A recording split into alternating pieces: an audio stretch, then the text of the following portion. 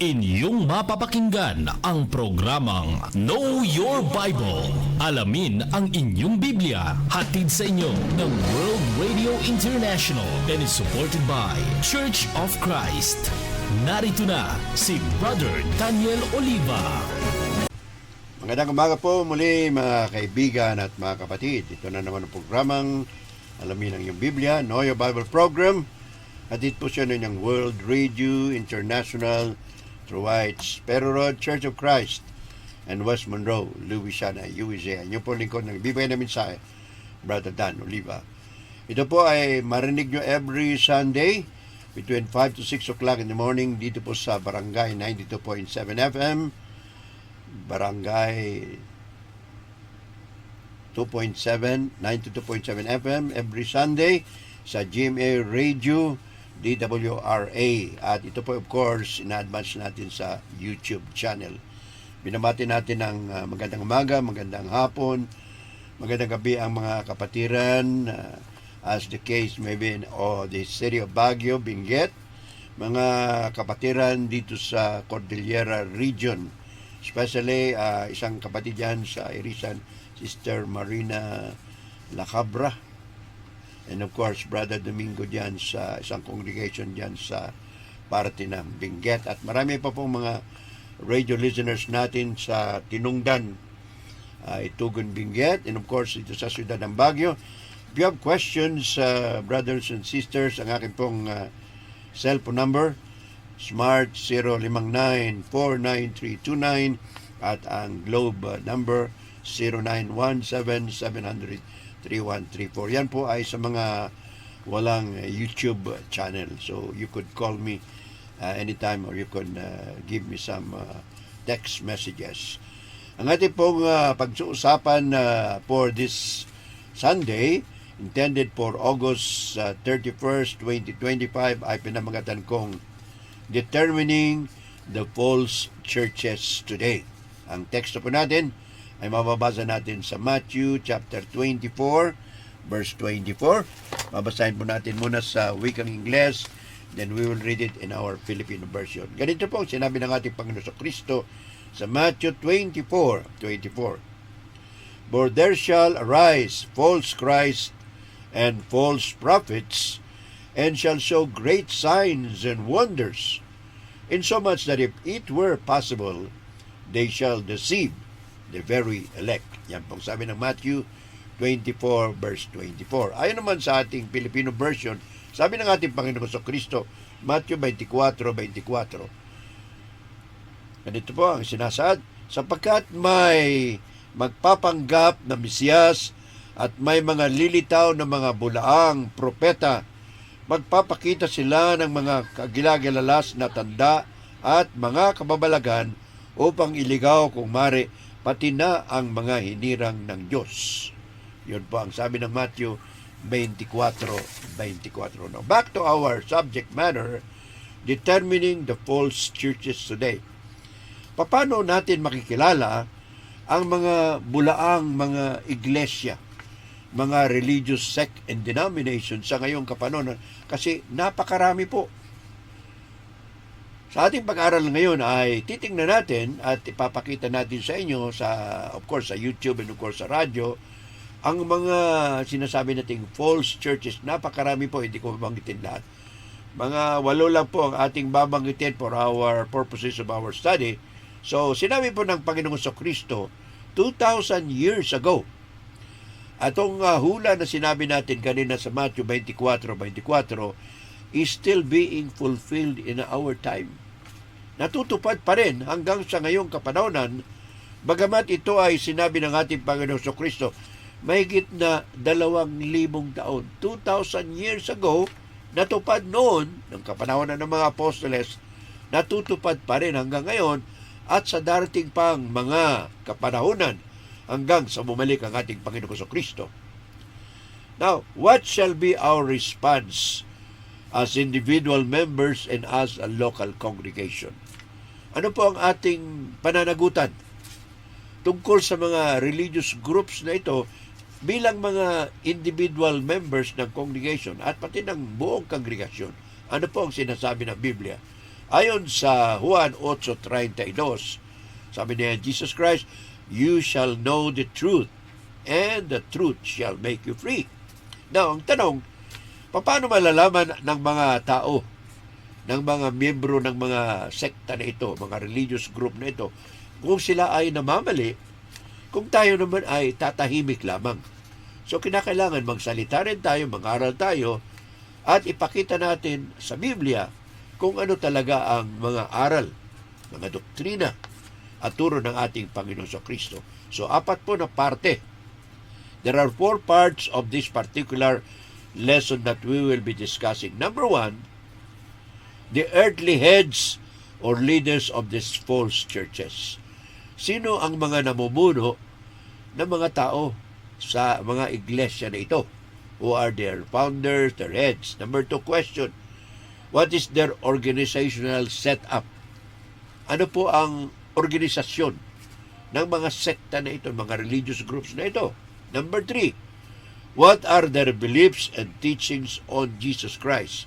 Ito po napakalaga sapagkat ang ating Panginoon Kristo ay siya pong ating Mesiyas, siya ang ating tagapagligtas, at siya rin ang magaging hukom o huwes natin pagdating ng panahon. So kailangan alam natin ang tunay na sinasabi ng Biblia tungkol sa ating Panginoon Kristo. At number 4 and the last, the usage of other books in place of the Bible. Dagdag po sa Biblia, itong mga sekta at mga religious groups na ito ay may mga iba-iba silang libro. O sabi na nating magazine. So pag-aaralan po natin yan, sana nariyan kayo. At kung kayo po ay hindi pa nakapag-subscribe sa ating YouTube channel, Know Your Bible Program, kayo po ay encourage namin na mag-subscribe kayo. Pagkatapos ng subscribe, ishare nyo rin po sa inyong mga kapatiran. Because the sharing of the Word of God is your way of preaching the gospel. Sabi ng Panginoong Kristo, ipag-aral ninyo ang Ebanghelyo sa lahat ng tao. Bautismuhan sa pangalan ng Ama, Anak at Espiritu, upang sila ay mapatawad at matanggap ng Banal na Espiritu, at ang Ebanghelyo ni Kristo ay lumaganap sa buong mundo. So, yan po ang ating pag-usap.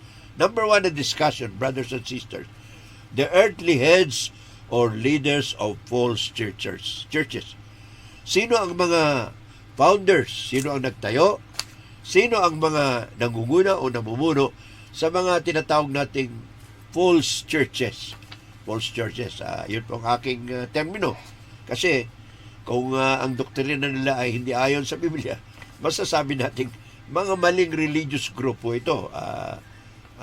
Yun po ang ating contention. Number 1, many false teachers have earthly heads or leaders. So, karamihan, sabi na natin siguro lahat ng religious group na narito sa buong mundo, maliban sa ating Panginoong Kristo na nagtatag nito sa Matthew 16 verse 18, mayroon po silang mga tao dito sa mundo, mga tinatawag lang founders or leaders. Number 1, ito pong Catholic Church. The Catholic Church claims that it is the original church of our Lord Jesus Christ, founded daw in the city of Rome. Pero kung tingnan po natin, hindi naman na itatag sa Roma ang iglesia ng Panginoon Kristo na una, kundi doon po sa Jerusalem. At ang nagtatag ay ang ating Panginoon Kristo. Pero ang Catholic Church, mga kaibigan at mga kapatid, claims that it started in Rome, and their leader, the original leader, was Saint Peter, who became the first pope. At of course, lahat ng tinatawag nating successors ni Apostle Peter, ayon sa doktrina ng Roman Catholic Church, ayun po ang mga leader. So, kung sino man ang papa sa ngayong kapanahonan, yun po ang tinatawag nilang Pangulo, leader ng Iglesia Romana Katolika. Number 2, the Lutheran Church. Lutheran Church, primero po, ayaw niyang humiwalay sa Catholic Church. Pero later on, nakita ni Martin Luther, yung isang pare, isang profesor, na kailangan humiwalay. So nagkaroon po, sabi ni Martin Luther, huwag niyong tawagin ang iyong mga sarili o tagasunod ni Luther kundi Kristo. Pero yung mga followers niya, yung tagasunod niya, later on, nagtatag sila ng sinasabi nilang the Lutheran Church. And of course, alam natin na si Martin Luther yung leader, pero of course sa ngayong kapanahonan, marami na po silang mga tinatawag na leaders, mga pare nila, at ang pare nila ay nag-aasawa. Alright, number 3, group. Itong sinasabi nating Jehovah's Witnesses, mga saksi ni Jehovah. Sino ba ang nagsimula nito? Well, according to their history, ang nagsimula po ng grupo, actually study group lang po ito, later on tinawag po silang Jehovah's Witnesses o mga saksi ni Jehovah. At sa Amerika po, ang nagtatag nito ay si Charles Taze Russell. Alright, pang-apat, the Seventh-day Adventist Church. Bakit Seventh-day Adventist Church? Kasi naniniwala sila na pagbalik ni Kristo, it will be on a Saturday o Seventh day. At sino po naman ang founder o tagapagtatag ng grupo na ito? He's very popular, very good writer. Pangalan po niya ay Ellen G. White. Number 5, yung popular na buong Pilipinas at hanggang sa ibang mundo, the Iglesia ni Cristo. Sa English, the Church of Christ or Iglesia ni Cristo, Filipino version, na itatag daw noong taong 1914, 1914, panahon para mga Amerikano, at ang kanilang founder, ang pangalan niya ay si Felix Manalo. Ang paniniwala ng mga INC or Iglesia ni Cristo 1914 kay Felix Manalo ay siya po yung anghel sa malayong silanganan, the angel from the far east. Okay, number 6, Kingdom of Jesus Christ. Ito po ay very popular sa ngayon, pero ang nagtatag or ang founder nito ay galing po sa Pampanga pero lumaki po sa Davao. Ang pangalan niya, Apollo Kibuloy. Apollo Carion Kibuloy. Kilala nyo yan sapagkat nakikita nyo sa TV, sa YouTube, etc. Alright. Number 7, members of the Church of God Incorporated or MGCI. Ito po ay tinatag ni Eli Soriano sa pamamagitan ng kanyang radio program at TV program, Ang Dating Daan. Ano po ang paniniwala ni Eli Soriano? Mamaya po i-discuss natin. And the last but not the least sa ating listahan, because of limited time, the Church of Jesus Christ, or sometimes they call it Mormons or the Latter-day Saints. Sino po ang nagtatag ng grupong ito? Of course, na pinaka-leader na ay si Joseph Smith. And of course, ngayong panahon, wala na po si Joseph Smith. So, makikita natin, brothers and sisters, that these churches established in different places and at different periods have amassed great following worldwide. So, itong mga grupo na ito na itatag sa iba't ibang lugar, sa Pilipinas, sa Amerika at sa iba pang bansa, ay nagkaroon po ng napakarami ng tagasunod sa ngayong kapanahunan. Bagamat, masasabi natin, sila ay natatag sa iba't ibang lugar, iba't ibang kapanahunan. Pero despite the fact, dumami sila at masasabi natin, dumami na ang kanilang mga tinatawag na followers all over the world. Now, let's go to the second part of our lesson. The organization of false churches today. Pamato natin alam ng isang iglesia na narito ngayon sa lupa ay maling iglesia. Why is it a false church? How do we know that it is a false church? Number 1, most of these churches have earthly headquarters. Ulitin ko po, ang mga iglesia na ito ay mayroong tinatawag na central church o tinatawag nilang earthly headquarters. Okay. Of course, alam natin, the Catholic Church, ang pinaka-headquarters na is in Vatican City in Rome. May sarili silang gwardiya, may sariling batas, may sariling pera. It's an independent state. The Vatican City, of course, it is in the city of Rome, pero separate and apart ang organization ng Roman Catholic Church na nakatalaga po doon sa Roma. Alright, it is of course organized. Mayroon silang papa, assisted by cardinals, and then you have, under the cardinals, you have archbishops, you have bishops and priests, and then of course, under the priests, nandun na po yung mga lay ministers, etc. Number 2, dilutan ng church. Lutheran Church, ang organization po nito ay halos kapareho ng Church, Catholic Church. Pero mayroon po silang mga pare. Alright. May pare din sila. Ang kanilang headquarters, of course, is started in Germany. Number 3, the Jehovah's Witnesses. Jehovah's Witnesses is wala po silang parang iisang tao lang na matatawag na leader. Of course, itinatag ito ni Charles Taze Russell noon. Pero ngayon, mayroon po silang parang board of elders or board of directors na siyang namamahala ng mga gawain sa buong Pilipinas, sa buong mundo. Ito po yung grupo na tinatawag natin Jehovah's Witnesses. Mga saksi raw sila ng ating Panginoong Jesucristo. In many ways, they are actually witnesses of Christ ayon sa kanila. Alright. Number 4, the Seventh-day Adventist Church. Well, it was started by Ellen G. White, and of course, alam natin, it started in America. Alright. Number 5, the Iglesia ni Cristo 1914. Sino po ang nagtatag ng Iglesia ni Cristo 1914 o 1914? Ang nanguna po na nagtatag dito ay si Felix Manalo. Nagsimula po siya mangaral taong 1914 sa Santa Ana, Metro Manila, and of course, nag-spread na po siya sa buong Pilipinas and hanggang sa iba't ibang lugar na panig ng mundo. So, marami na po silang miyembro itong Iglesia ni Cristo 1914. Of course, ang headquarters nila nasa Quezon City po, sa Metro Manila. Alright, next we have number 6, the Kingdom of Jesus Christ. Ito po ay tinatag ni Apollo Carion Kibuloy, originally from Pampanga, but he grew up in Davao City. Doon po siya lumaki. So, yun po yung tinatawag nating Kingdom of Jesus Christ, Davao City po, Philippines. Ang pinaka-leader nila ay si Apollo Kibuloy at siya po ay appointed Son of God. Okay, appointed Son of God. Whereas yung Iglesia ni Cristo, sabi natin kanina, meron siyang mga executive ministers, meron siyang mga diakono. Alright.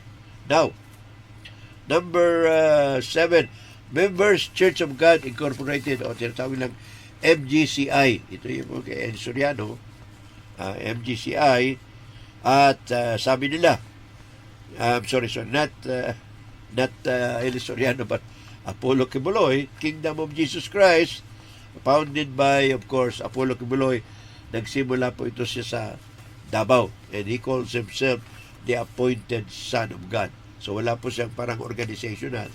Marahil, preacher lang at etc. mga membro lang. So medyo titingnan natin kung ano pa ang organizational setup ng grupo na ito.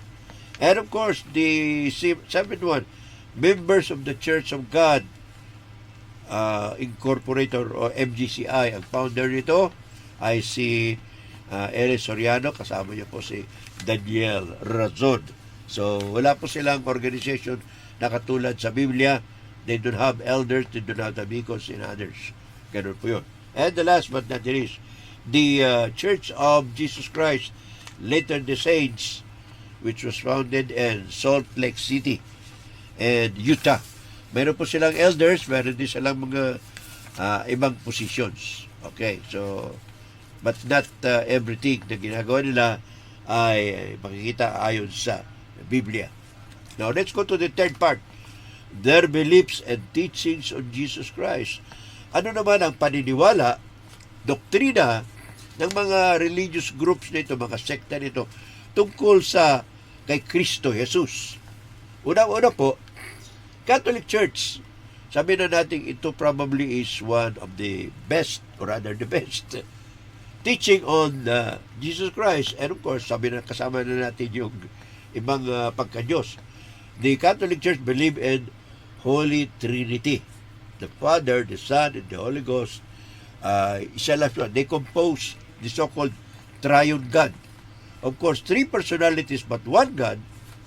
Yun po yung sinasabi ng Biblia. And of course, the Catholic Church, and which many Christian group inherited, believes in the triune God. Isang Diyos, pero tatlo ang personalidad. Alright. Lutheran Church, mababanggit natin kanina mamaya dyan kung anong teaching nila kay Jesus Christ. But the Lutheran Church believe also that they have a confession of faith. Alright. Number 3, Seventh-day Adventists, they believe on Jesus Christ. They believe that Jehovah is God. And Jesus Christ is a little God or a created God. Or, in other words, the Holy Spirit is inferior. So, naniniwala sila sa tinatawag nating pagka-Diyos ng ating Panginoong Jesucristo.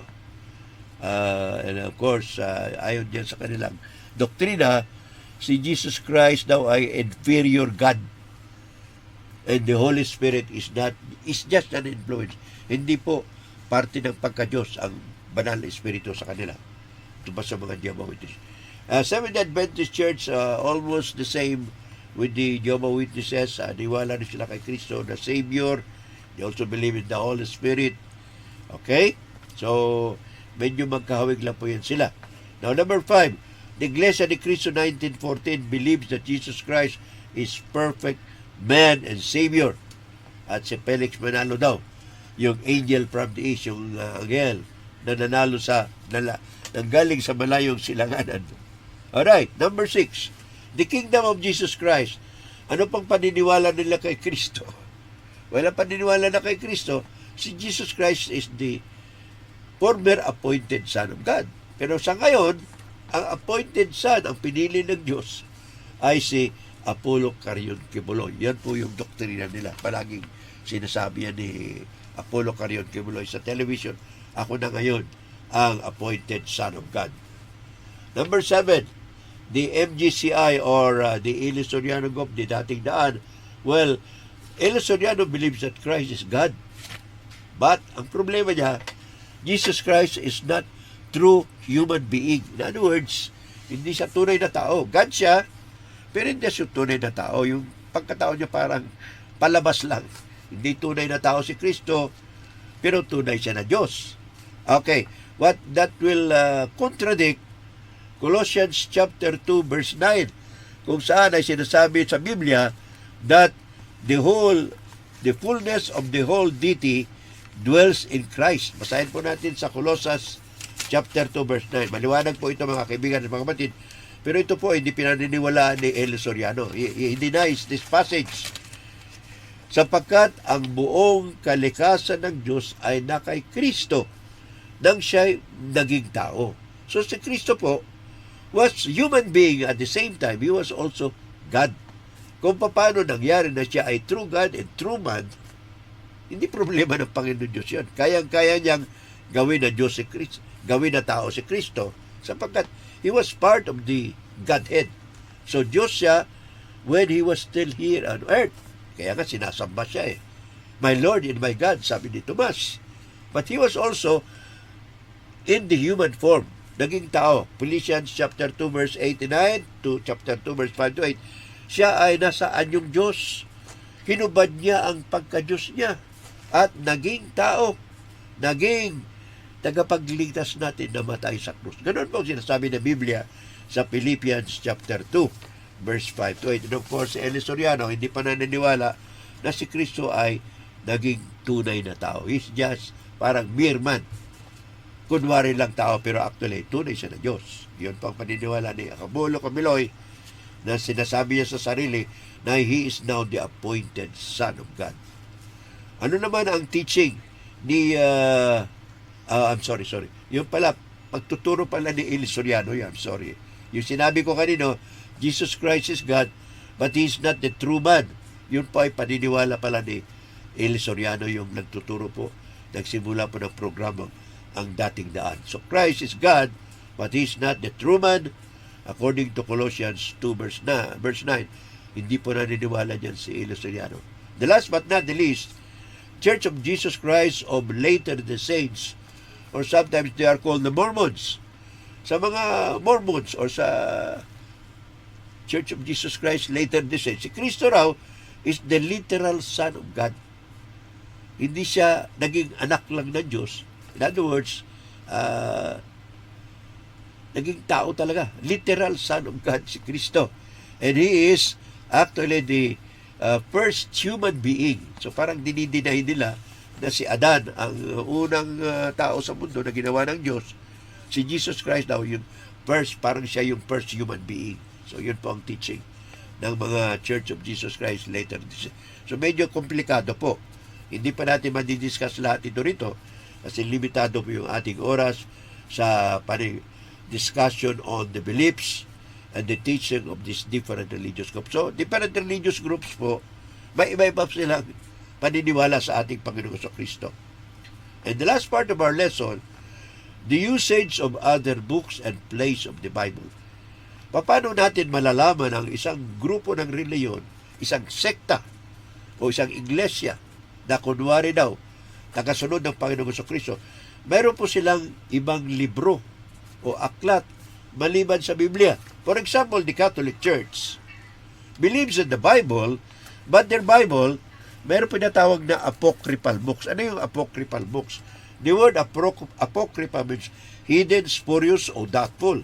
Meron po akong kopya dito ng Jerusalem Bible sa aking sa harap ko. Ito po yung kalaki-laking Biblia, Jerusalem Bible.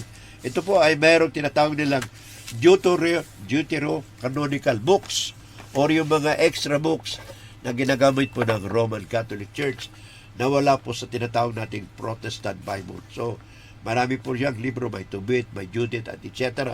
At ayon sa mga nag-compile, talaga ng Biblia na inipon nila, some of these books na nasa Catholic version, yung Douay version, ay matatawag nating spurious, doubtful, or tinatawag nilang kini-question yung pagka-inspirado nila. Some scholars and commentators are questioning their validity, their scripturality, and also their inspiration. In other words, hindi siya tunay na kinasiyahan ng Espiritu Santo, bagamat gawa ng tao. But they are not fully inspired. Yun po yung ginamit ng Catholic Church. And aside from that, they have also papal decrees. Yung mga utos ng Santo Papa, and they have also traditions, mga kaugalian. Dagdag pa sa Biblia, dagdag pa sa mga utos ng Santo Papa. And of course, the Lutheran Church also, naniwala sila sa Bible, pero meron silang tinatawag na Confessions of Faith. Listahan ng paniniwala ng mga naniniwala o grupo na miyembro ng Iglesia ng Lutheran Church. Number 3, the Jehovah's Witnesses.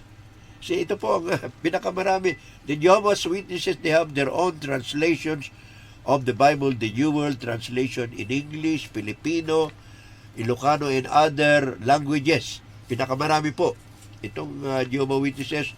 And aside from that, they have the regular, probably monthly or weekly, tawag nila awake, gumising, and watchtower. Parang bantayan. So, yun po yung ginagamit ng mga Jehovah's Witnesses. Number 4, the Seventh-day Adventist Church. Niwala rin sila sa Biblia, pero aside from that, they also have writings and books written by Ellen G. White.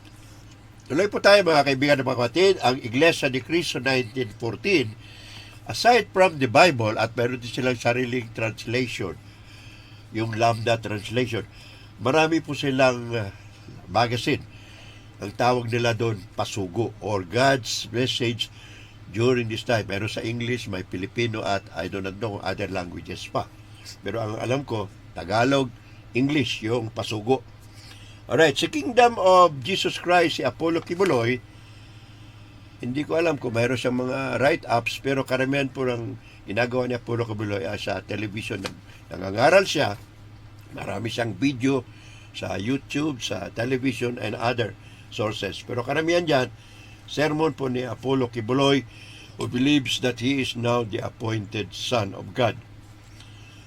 Number 7, members of the Church of God Incorporated or MGCI. Naniniwala rin po sila sa Biblia, pero aside from that, marami pong sermon, mensahe ni Elio Soriano, naka-tape record, naka-video, at yun pa ay pinapalabas na sa buong Pilipinas, sa buong mundo.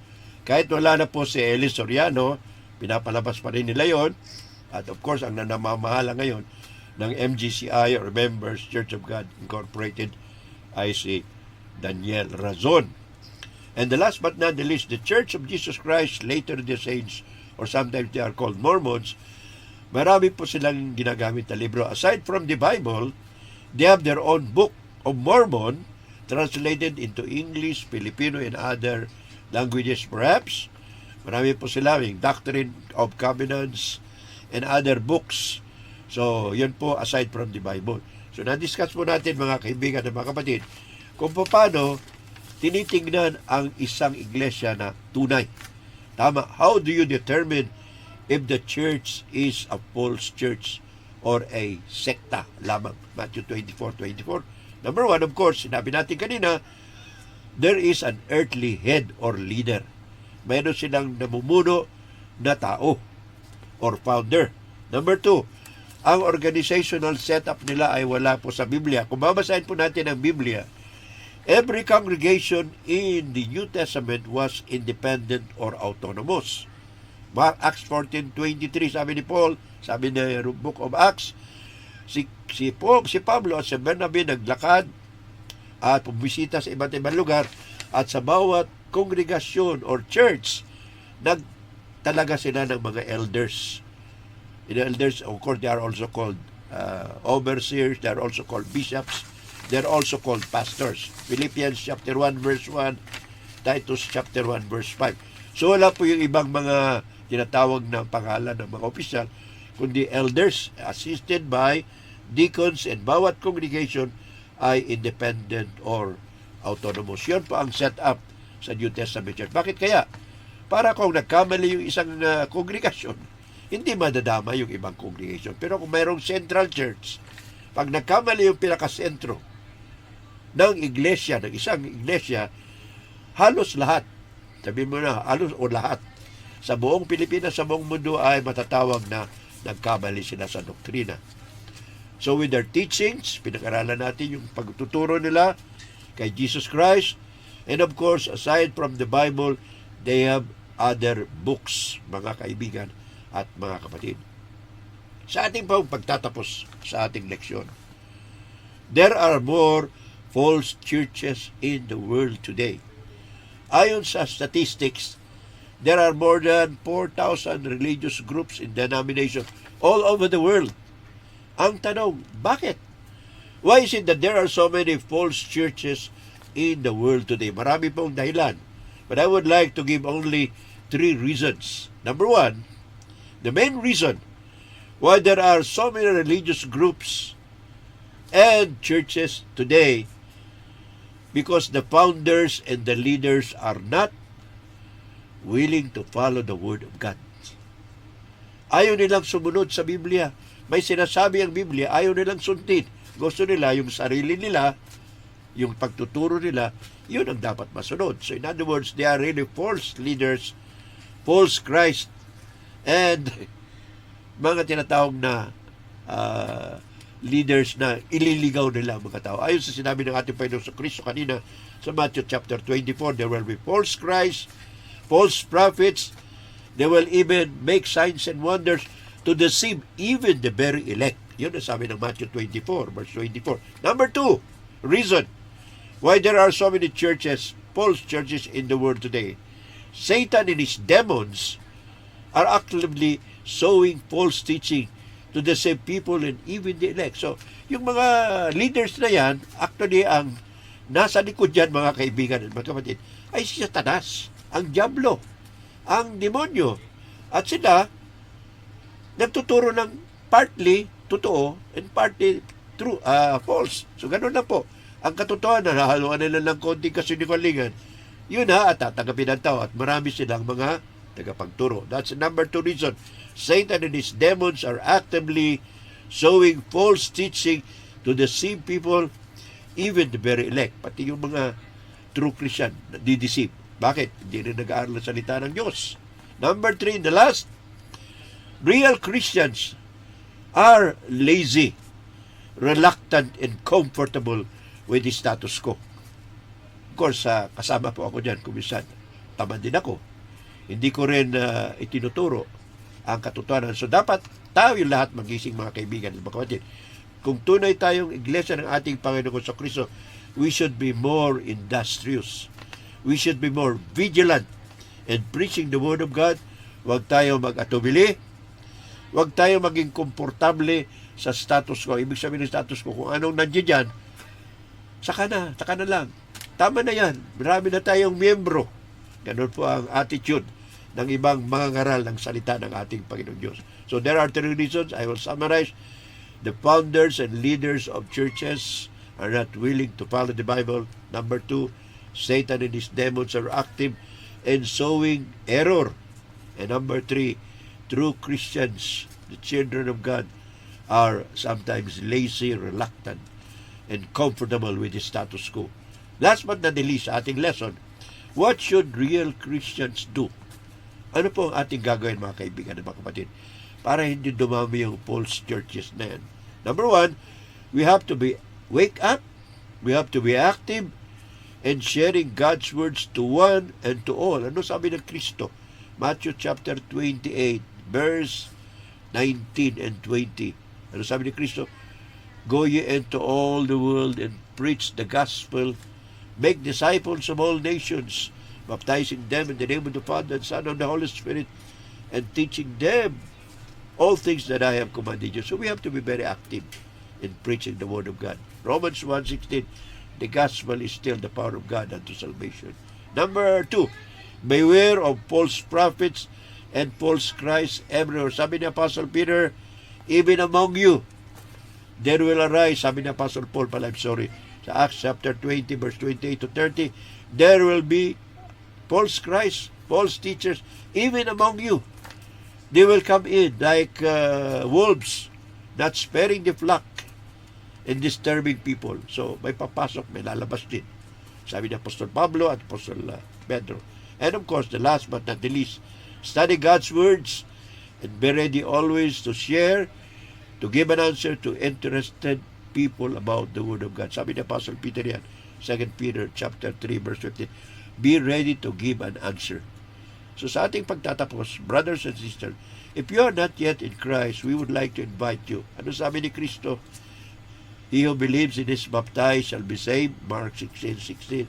Sabi pa rin ni Apostol Pedro, repent and be baptized for the forgiveness of your sins. You shall receive the gift of the Holy Spirit. Acts 2, chapter 2, verse 38. It is now your time. God is calling you. Today is the day of salvation. Sabi ni Apostle Paul in 2 Corinthians chapter 6, verse 2. And finally, Jesus Christ is inviting all of you, all of us, na wala pa sa Kanya. Sabi ni Kristo, come unto me, all ye that labor and are heavy laden, and I will give you rest. Take my yoke upon you and learn of me, for I am meek and lowly in heart, and ye shall find rest unto your souls. For my yoke is easy, and my burden is light. Yan po ang ating leksyon. Maraming po salamat sa inyong pakikinig, panunod sa ating YouTube. Let us have a prayer before we end our lesson. Lord God the Father, thank you po sa lesson. Thank you for thy Son, Jesus Christ. Thank you for our sponsors, our partners in evangelism and in sharing thy word. Thank you po sa lahat ng listeners, subscribers, and thank you po sa lahat ng ating partners, prayer leaders and partners, at sa mga nako-contribute to help this ministry to the radio and of course through the YouTube. Babangitin ko po, Brother Rico J. Canlas and Sister Sally of San Fernando City Congregation in Pampanga, Brother June and Sister Dina Kaugiran of Metro Manila Church, Brother June and Sister Rose Untalasco of Canada, Brother Greg and Sister Luz Manuel of Lingayen, Brother Jonathan Ramos and Annalyn yan pa rin sa Lingayen. Of course, napakarami po. My Sister Evelyn in Cebu and Brother Nards Tuanyo and his wife Bibing, Arvid, Grace, and the other son. Yan po sa Dao Capiz. Maraming po salamat. God bless us all as we continue to serve the Lord through this particular program, this YouTube social media.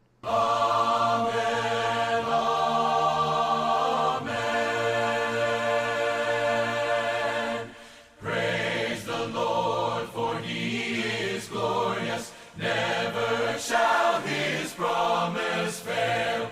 God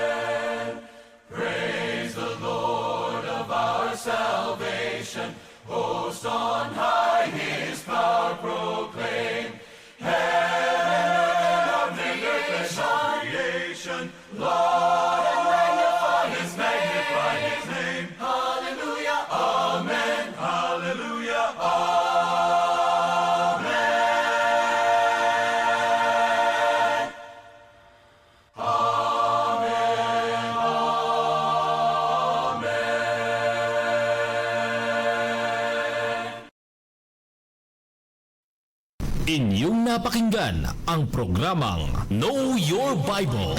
Alamin ang inyong Biblia. Hatid sa inyo ng World Radio International and is supported by Church of Christ.